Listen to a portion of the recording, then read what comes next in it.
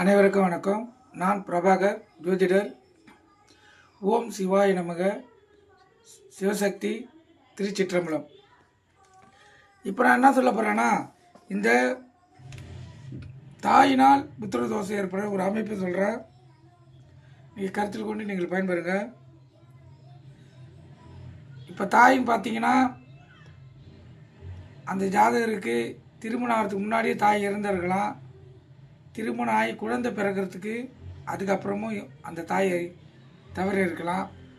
அப்படி இருக்கக்குள்ள அந்த ஜாதகர் தாயை சரியாக கவனிக்கவில்லை என்றால் அது புத்திர தோஷத்தை, அதாவது தாயுடைய சாபம் புத்திர தோஷமாக மாறும். அந்த அமைப்பை சொல்கிறேன். விளான் போன்ற லக்குனம் அங்கிருந்து 5ஆம் இடம், அந்த 5ஆம் பாக அதிபதி 8லிருந்து சந்திரனும் 4ஆம் அதிபதியும் 6ல் இருந்தால் அது தாயாரின் சாபத்தினால் புத்திர தோஷம் ஏற்படும். அந்த ஜாதகருக்கு கருத்தில் கொள்ளுங்கள். திருப்பி சொல்கிறேன்.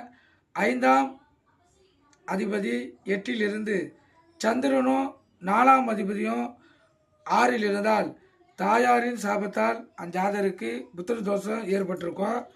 அப்படிப்பட்ட தோஷத்தை அவர் போக்குறதுக்கு தாயை மனதார வணங்கி, பிற ஆடி மாதம் அமாவாசை வருது.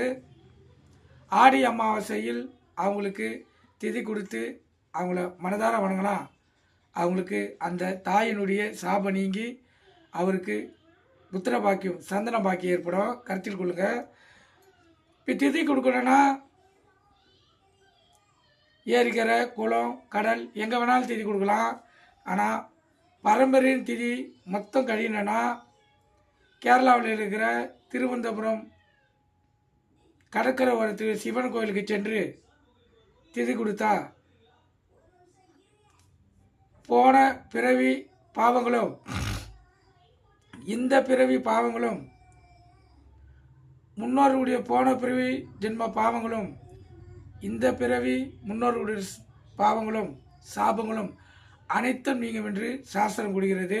நீங்கள் கருத்தில் கொண்டு பயன்பெறுங்க. நன்றி, வணக்கம். வாழ்க வளமுடன்.